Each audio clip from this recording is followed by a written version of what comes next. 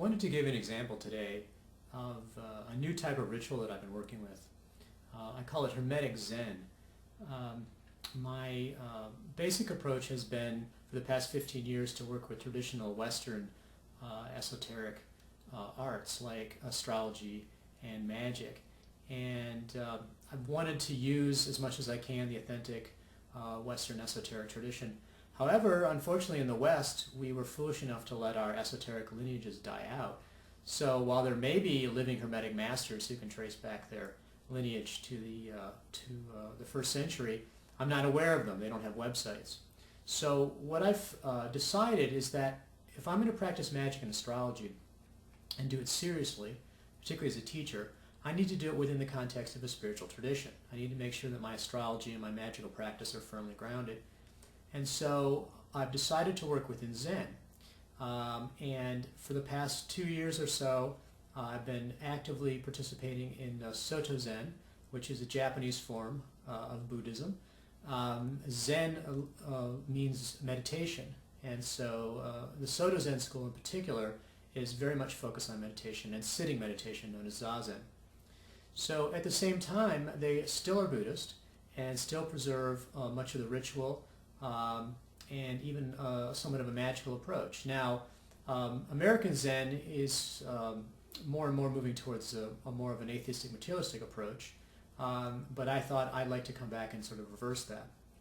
So as Buddhism came into the different countries, for example, into India, where it was created, so to speak, or discovered, and then into China, into Japan, Buddhism melded with the native traditions, spiritual traditions, and in particular, ritual involving spirits, gods, devas, was incorporated into Buddhist practice.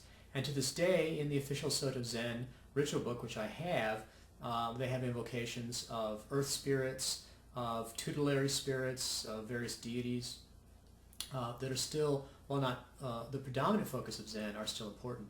So as much as I dislike synthesizing different traditions, I've been kind of a purist up till now, I've decided to go ahead and integrate the magical practice into Buddhism and into my Zen practice.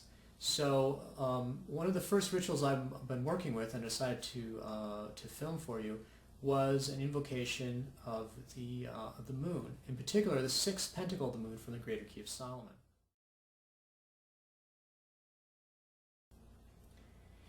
Now, the 6th Pentacle is one we haven't worked with before. We haven't had a copy of it. In the Mather's edition of the Greater Key, this image is kind of chopped off and put in another set of plates, so we had missed it. Now this time around, we got it, and I looked at it and realized it's for heavy rain.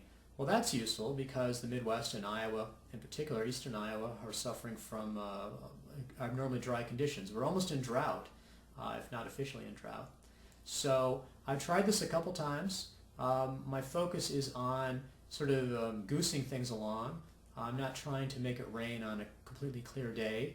I've been waiting for when rain is forecast and then trying to see if I can give the magical equivalent of seeding the clouds. And so I did a Hermetic ritual. This is basically the second time a couple days ago. It immediately, the day later, tried to rain, and then actually this weekend we got a 1/4 inch of rain, which is really doing quite well for us in this season. We had some periods of kind of torrential downpour. Now, we're still not up to where we'd like to be, and I don't think I can take 100% credit for it, but it's been a very interesting experience. So I thought today, again, we had about a 20% chance of rain today and 30% chance tomorrow. I thought, let's go ahead and try this again. And so the instructions in the Greater Key for the 6th Moon Pentacle are that it should be immersed in water. So as you can see here, I've gone ahead and immersed it in water.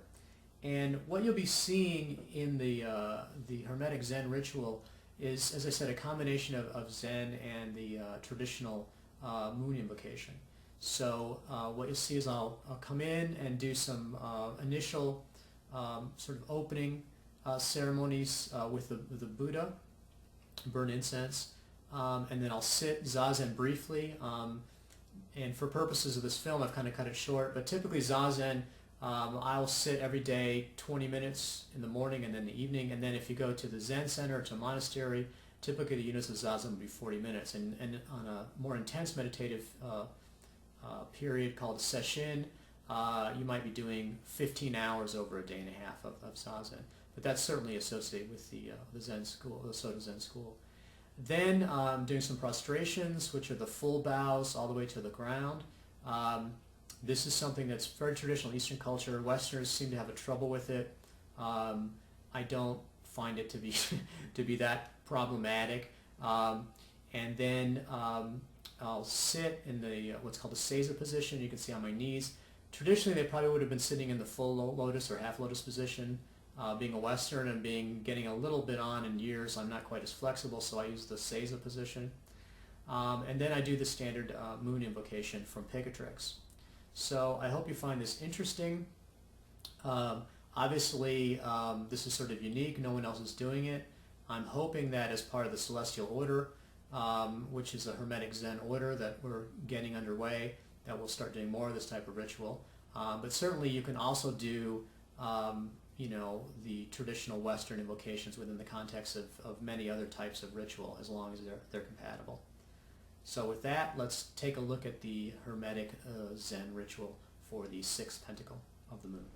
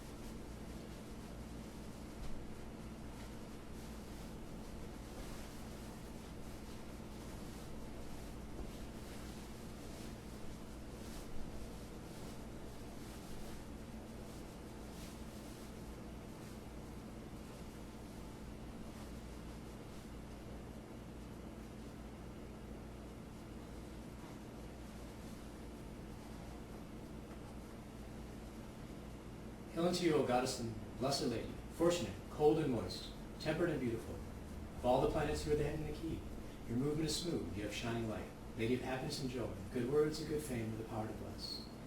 You are the lover of law and ponder the things of the world, and your thought is subtle. You love joyful singing and enjoy joking and love. You are the lady of ambassadors and messages and the revealing of secrets. You are high and noble. You are nearer to us than other planets. You are more powerful than all of them bright. You bring good and evil. You connect the planets to one another. You transfer the light. You control everything through your goodness. And everything in the world is adorned by ornament. By your judgment all is judged. You begin all things. You are their end. You have all planets that nobility and honor. In this way I call upon you. I conjure you by all the Buddhas and Bodhisattvas, and by Salan and Sahil Jail, where the angels guide us sever you, complete your effects. Have mercy on me, receive my humble petition. Bring us heavy rain, heavy repeated rain. I invoke you by all the Buddhas and Bodhisattvas, and by all your names. In Arabic, O Kamar, in Latin, Luna, in Persian, Ma, in Greek, Samael, in Indian, Suma, in Roman, Selene, and receive in this place my petition.